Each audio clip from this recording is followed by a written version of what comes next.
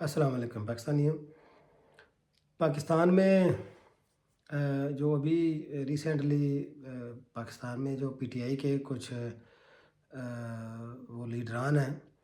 وہ چاہ رہے ہیں یا اسٹیبلشمنٹ چاہ رہی ہے یا پاکستان میں جو اس وقت چاہتے ہیں کہ آواز بند ہو خان صاحب کی یا ان کے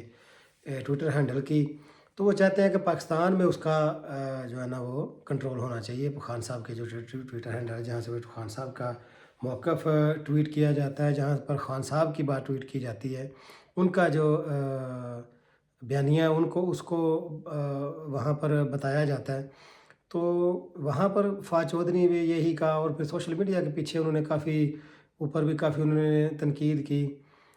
تو میرے خیال میں ان لوگوں کو اس بات پہ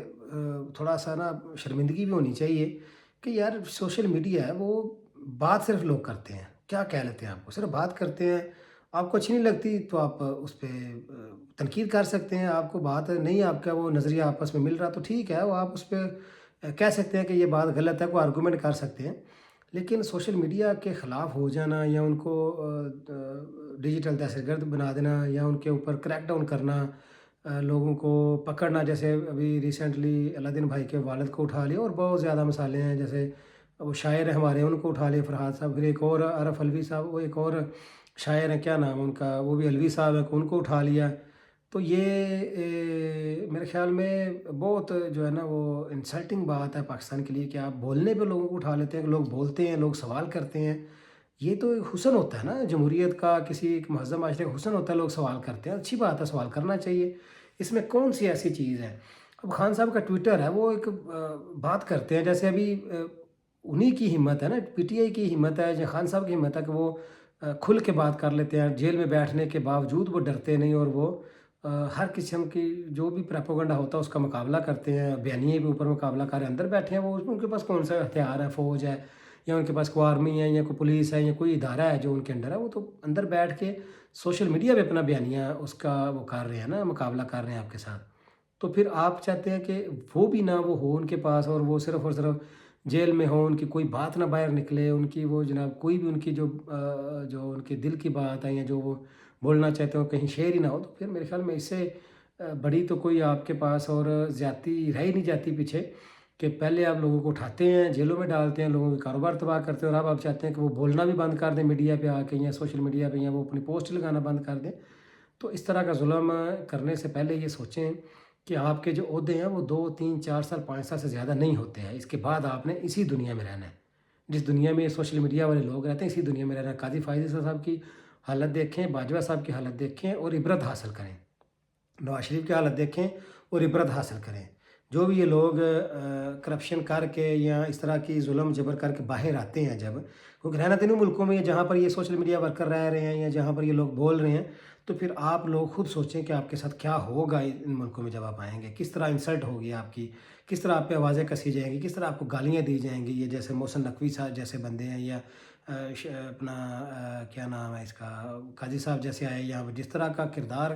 قاضی فائز عیسیٰ نے عدالتوں میں کیا ہے، یہ پاکستان کی ہسٹری میں کسی نے نہیں کیا ہوگا، اس طرح کا ننگا کردار، اس طرح کا گندا کردار، جس طرح انہوں نے 26ویں آئینی ترمیم پاس کروا کے اور عدالتوں کو بھی اپنی عدالتوں کی جو ہے نا وہ توہین بھی کی ہے، اور ساتھ ساتھ ان کو بالکل ہی ان کا اختیارات ختم کر دیے ہوئے ہیں۔ اب وہ جو مرضی ابھی جیسے ان کے ہی فیصلے کی وجہ سے اب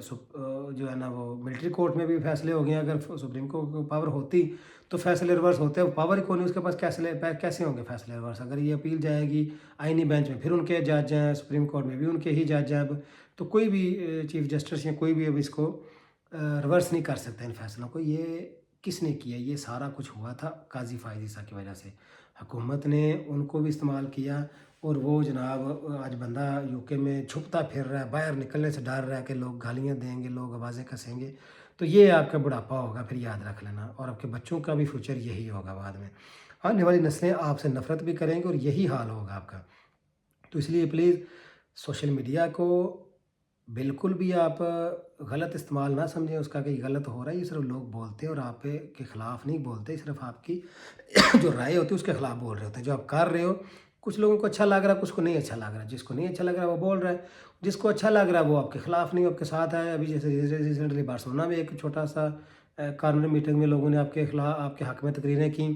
کی اچھی بات ہے، کرنی چاہیے بھی، ہر ایک کا بیانیہ ہے، کوئی ہم نے اس کو کسی کو کہا ہے، کسی نے جا کے کسی بندے نے کہ یار آپ نے کیوں کی، ٹھیک ہے، کسی نے نہیں اٹھایا اس کو، اسپین میں آ کے بھی اٹھا کے لے جو ان کو جناب یہ کیا بیانیہ ہے، تو بیانیہ ہر ایک کا وہ آپ اس کی رسپیکٹ کرنی چاہیے، آپ کو ہر ایک کی رائے ہے۔ تو عمران خان کا جو ٹویٹر ہینڈل اگر باہر ہے کہیں اور وہ ہینڈل باہر سے کر رہے ہیں اور ایک ٹویٹ کر دیتے ہیں تو اس میں آپ کو کیا تکلیف ہے؟ ان کی رائے ہے، وہ دے رہے ہیں، آپ اس سے نہیں ایگری کرتے تو آپ اس کا کمپٹیشن کریں، وہاں پر آپ بھی بیانیہ بنائیں، بجائے اس کی کہ آپ اس کو جو ہے نا وہ لے کے پاکستان میں چاہتے ہیں کہ ہم اس کو بند کریں اور اس کی اپنی مرضی کی اپنی کمپین چلائیں جیسے باقی آپ کر رہے ہیں، تو یہ تو غلط بات ہے۔ دوسرا ابھی جو ریسنٹلی ہوا ہے پاکستان میں، جو 4 کمپنیاں تھیں جو میزائل پاکستان میں بنانے والی کمپنیاں جو معاون تھی وہاں پر، تو ان پہ جو پابندیاں لگی ہیں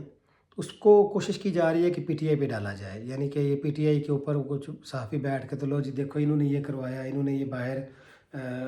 کیا اس کہتے ہیں کہ کمپین چلائی ہے تو اس طرح ہم پہ پابندیاں لگی ہیں،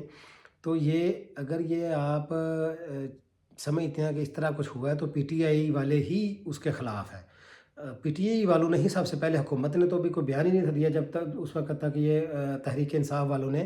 اس کے اوپر اپنا دے دیا ہوا تھا رد عمل کہ یہ زیادتی ہوئی ہے، یہ دورہ میں آ رہا ہے کہ ایک طرف تو آپ انڈیا پہ کوئی پابندی نہیں لگا رہے، ان کا جو مسائل ہو جتنی مرضی رینج کرے وہ کوئی ٹینشن ہے وہ بنا رہے ہیں اور ہم پہ پابندیاں لگا رہے ہیں، اور دوسری بات یہ ہے کہ یہ کوئی بڑی چیز تو ہے نہیں کہ پابندی لگ گئی ہے تو جناب کیا ہو جائے گا، پہلے بھی لگی ہیں پاکستان میں کئی دفعہ پابندیاں، تو اتنی کوئی بڑی چیز نہیں ہے، پھر وہ صحیح ہو جاتا ہے نظام، یہ کمپنی اور نام کسی سے رجسٹر کروا کے تو یہ سارا نظام اوکے ہو جاتا ہے، کوئی مسئلہ نہیں ہے ایسا، یہ کوئی ایسی چیز نہیں ہے کہ جس پہ بندہ رونا دھونا شروع کر دے، اور یہ بھی جیسے 9 مئی آپ ڈال دیتے ہو تحریک انصاف پہ، 26 نومبر آپ ڈال دیتے ہو، کسی کی بکری مار جائے وہ بھی آپ تحریک انصاف پہ ڈال دیتے ہو، کسی کھوتی مار جائے وہ بھی ڈال دیتے ہو، کسی کی جناب مرغی فوت ہوگی وہ بھی آپ تحریک، کسی کی کوئی چیز چوری ہوگی وہ بھی اسی پہ ڈال دیتے ہو، وہ کسی کا جوتا مسجد کے باہر چوری ہوگا تو آپ کہتے ہو یہ جناب یہ بھی عمران خان نے چوری کیا، تو اس طرح کے کام کرنا چھوڑیں، آپ پاکستان کو مذاق نہ بنوائیں، اور اس طرح آپ بیانیے کا مقابلہ کریں، بیانیہ کر کے آگے سے اپنی کمپین کریں، آپ اپنا نظریہ پیش کریں، شاید آپ کا نظریہ عوام مانے لیکن ظلم جبر اور فسطائیت سے لوگ نہیں مانتے، اس لیے آپ زبردستی کرنا چھوڑ دیں، زبردستی کرتے ہیں تو نفرت پیدا ہوتی ہے بس، اگر آپ کسی کو اٹھا لیتے ہیں تو اس سے نفرت پیدا ہوتی ہے، آپ کے خلاف مزید نفرت پیدا ہوتی ہے، کوئی بندہ پیار نہیں کرتا آپ سے پھر اگر آپ اٹھاتے ہیں لوگوں کو، حکومتوں میں رہتے ہیں اور انجوائے کرتے ہیں اور بعد میں آپ جناب